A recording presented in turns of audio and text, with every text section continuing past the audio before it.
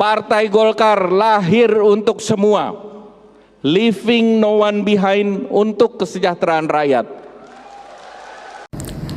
Baiklah Pak, yang pertama kami akan menanyakan tentang apa sih ideologi yang dipegang Partai Golkar ini. Baik, terima kasih. Sebenarnya Ardiansa. Ya. Partai Golkar doktrinnya karya. Jadi Partai Golkar adalah partai yang mengedepankan karya. Jadi suatu perbuatan yang sistematis, terencana dalam melakukan aktivitas baik sosial maupun politik. Itu Golkar disebut partai karya-karyaan. Jadi tidak condong ke kiri maupun ke kanan, tidak ke arah politik identitas dan sebagainya. Jadi itu kalau doktrin kekaryaan Partai Golkar. Jadi apa awalnya Pak bisa hal tersebut yang menjadi ideologi Partai Golkar? Kalau ditanya awalnya ya bermula dari sejarah pembentukan Partai Golkar. Partai Golkar ini dibentuk 58 tahun yang lalu di tengah-tengah turbulensi perubahan politik Indonesia. Pada saat itu kan terjadi pemberontakan G30 SPKI, kemudian perpecahan antar kelompok dan sebagainya, sehingga muncullah ide untuk membentuk sebuah kelompok, sebuah golongan yang berdasarkan diri pada karya dan kekaryaan, sehingga semua elemen bangsa, apakah itu kelompok tertentu maupun kelompok karya tertentu ataukah bagian-bagian tertentu, semuanya bisa masuk ke dalam golongan ini tadi. Karena itu disebut awalnya golongan karya, lalu berubah menjadi Partai Golkar. Menurut Bapak sih masih relevan nggak kalau ideologi itu? Ini kan Partai Golkar ini kan udah 58 tahun ya kan? Masih relevan nggak kalau dipakai untuk sekarang ya? Justru kami melihat sebenarnya ideologi karya-karyaan inilah yang harus dikedepankan di dalam bangsa, dalam membangun bangsa Indonesia ini.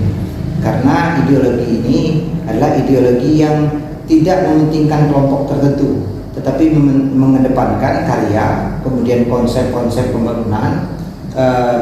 Dia mengusung persatuan, membawa Indonesia ke arah persatuan. Jadi tidak ekstrem kiri atau ekstrem kanan, juga tidak sektarian dan sebagainya. Yang justru hal tersebut memungkinkan terjadi perpecahan berisi antara komponen anak bangsa. Pada saat seperti inilah yang diperlukan bangsa Indonesia ini adalah orang-orang yang memiliki ide, orang-orang yang secara bersama-sama membuat karya yang lebih kedepankan untuk membangun bangsa, membangun kesatuan ini sehingga Indonesia bisa lebih sejahtera.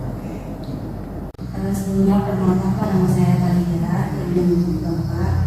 Ini sini kita mau menanyakan, jadi kan di suatu partai Golkar pasti mempunyai pendidikan politik. Nah, untuk partai Golkar sendiri sejauh mana sih Pak pendidikan politik yang dijalankan? Salah satu tugas utama partai melakukan pendidikan politik, baik ke dalam, ke internalnya, ke kader-kadernya maupun ke masyarakat. Itu adalah hal yang wajib dilaksanakan. Di Golkar sendiri, kami secara rutin melaksanakan kegiatan pendidikan politik. Ada pendidikan politik khusus perempuan, ada pendidikan politik pemuda, kemudian ada pendidikan politik karsinal, jadi kelompok fungsional tertentu, baik itu misalnya buruh, pekerja dan sebagainya. Termasuk juga kalau di dalam ada peningkatan kapasitas, pendidikan politik dalam rangka meningkatkan kapasitas pengurus dan di bidang pemenangan pemilu dan sebagainya. Itu rutin kami laksanakan. Jadi memang itu menjadi kewajiban. Kalau per tahun itu bisa 4-5 kali lah minimal kami laksanakan pendidikan politik. Dan memang ada pendidikan politik yang kami lakukan secara terbuka yang bisa diikuti oleh masyarakat banyak, sesuai dengan fungsi-fungsinya masing-masing. Kalau pemuda bisa mengikutkan kelompok-kelompok pemuda, sebenarnya di internal atau di eksternal partai, masyarakat demikian juga dengan perempuan. Jadi untuk masyarakat itu punya kesempatan berarti Pak ikut pendidikan politik ini. Ya, pendidikan politik yang dilaksanakan Golkar ada dua pola. Pertama memang pendidikan itu khusus di internal, kemudian juga dengan mengikut sertakan rekan-rekan atau mitra-mitra kita yang di luar partai di masyarakat juga bisa terbuka ikut. Ada nggak Pak contoh dari pendidikan politik yang dilakukan dari bidang tersebut? Ada, terutama pendidikan politik bidang perempuan. Pendidikan politik bidang perempuan bukan hanya mengikut sertakan pengurus atau anggota partai, tapi juga mengundang mitra-mitra ormas, organisasi perempuan yang lainnya untuk menjadi peserta. Mungkin itu aja Pak yang kita tanyakan. Semuanya terima kasih banyak ya Pak. Terima kasih. Pak, izin perkenalkan saya sebagai pihak kerja. Di sini saya izin menanyakan bagaimana sih Pak strategi Partai Golkar dalam menghadapi pemilu 2024? Menghadapi pemilu 2024 yang kurang lebih 1 tahun lebih lah, tinggal di bulan Februari 2024, Golkar sebenarnya melakukan upaya-upaya yang sudah sejak dulu dilakukan oleh Golkar. Golkar berusaha untuk terus berada di tengah-tengah masyarakat, karena Golkar itu kan bagian juga dari masyarakat. Kemudian yang kedua, yang juga lebih penting, bahwa Golkar semakin membuka diri terhadap keanggotaan baru, terutama kelompok-kelompok milenial, anak muda dan sebagainya. Kita juga ingin menyampaikan pesan bahwa Golkar terbuka bagi seluruh elemen masyarakat, terutama yang muda-muda, jika ingin turut berkiprah di dalam membangun bangsa ini bersama-sama Partai Golkar. Golkar juga melakukan kegiatan-kegiatan aktivitas secara rutin, baik bakti sosial maupun pertemuan-pertemuan dengan masyarakat, dengan kantong-kantong pemilih, serta dengan kelompok-kelompok fungsional tertentu. Jadi itulah upaya-upaya Partai Golkar, selain konsolidasi ke dalam, itu membangun konsolidasi dan komunikasi keluar. Pak, terima kasih. Izin Pak, perkenalkan nama saya Syafitri Ahadini. Izin bertanya, apa sih isu-isu yang berkenaan di dalam partai Golkar, termasuk di belakang itu tersebut ini? Isu-isu di Partai Golkar, sebenarnya isu yang sekarang ingin dijual Partai Golkar adalah isu membangun Indonesia untuk semua. Jadi Golkar mengedepankan bagaimana apa yang dilakukan Golkar itu bisa dirasakan oleh semua elemen masyarakat. Itu isu yang pertama. Kedua, berkaitan dengan pencapresan Ketua Umum Partai Golkar Bapak Erlangga Hartarto. Itu isu yang juga sedang berkembang di Golkar. Secara aturan, bahwa di internal Golkar sudah final upaya untuk calon Pak Erlangga Hartarto, tinggal komunikasi dengan partai lain.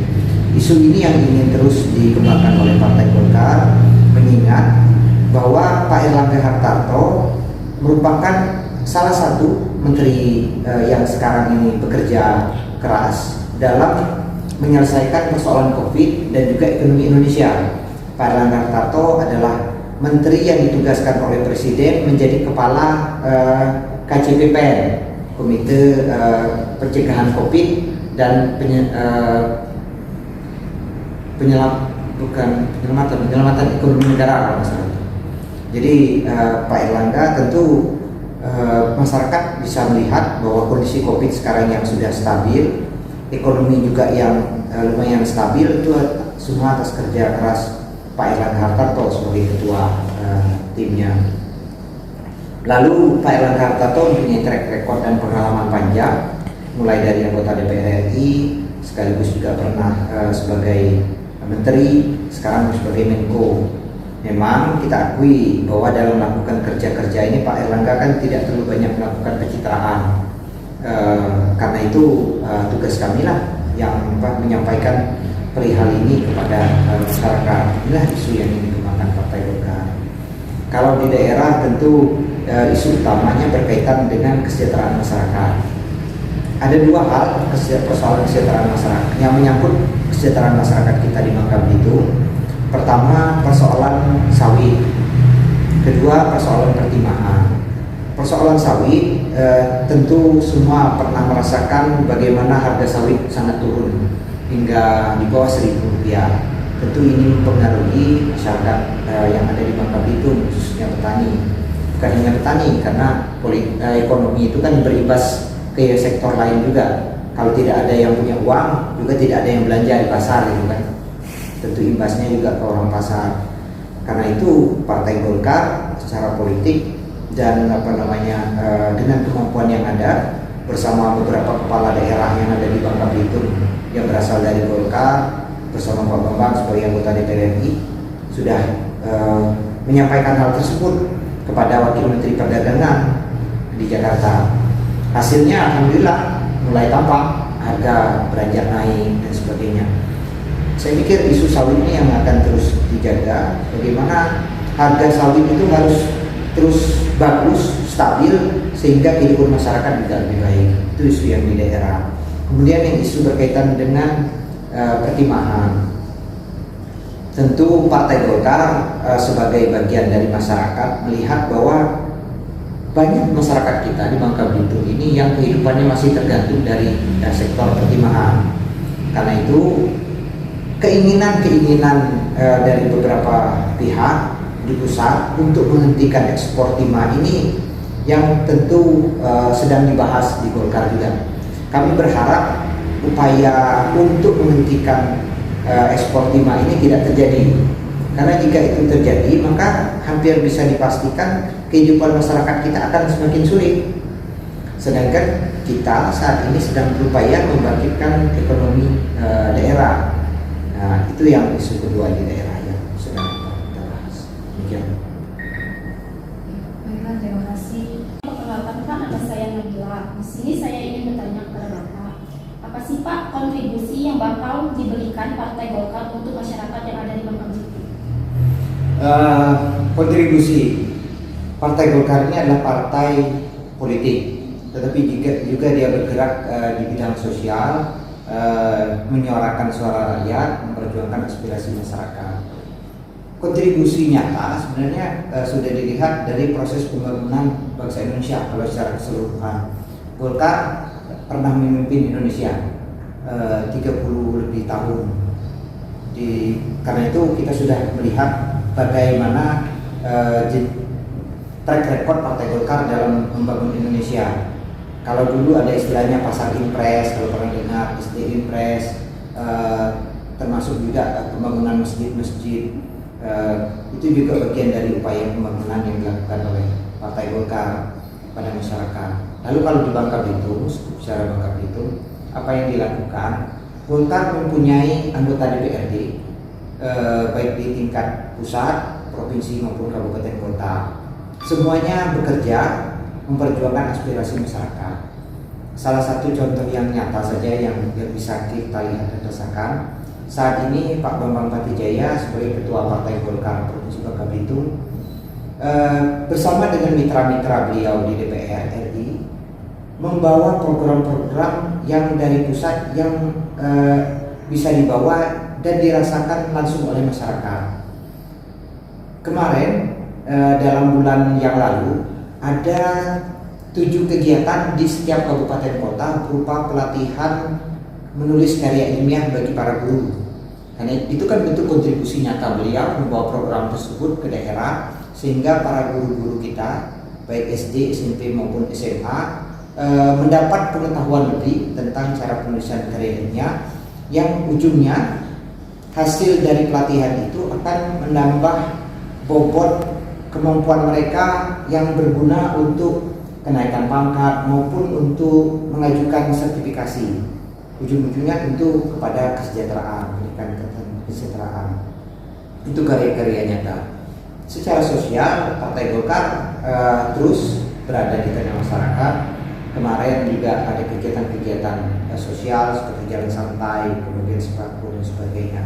Itu bagian-bagian dari upaya Golkar melaksanakan kepercayaan yang diberikan masyarakat. Terima kasih Pak. Assalamualaikum warahmatullahi wabarakatuh. Saya Edi Iskandar, Sekretaris DPD Partai Golkar Provinsi Kepulauan Bangka Belitung. Terima kasih atas kunjungan adik-adik dari UPB Fakultas Ilmu Sosial dan Politik yang sudah datang untuk wawancara mengambil materi berkaitan dengan program mata kuliah mereka yang sedang berlangsung di UPB. Terima kasih, semoga ini bisa memberi manfaat. Partai Golkar hadir untuk melayani negeri. Pertumbuhan ekonomi jadi bukti nyata. Bapak Airlangga bisa pimpin Nusantara. Pokok bangsa lahir di kota pahlawan kita.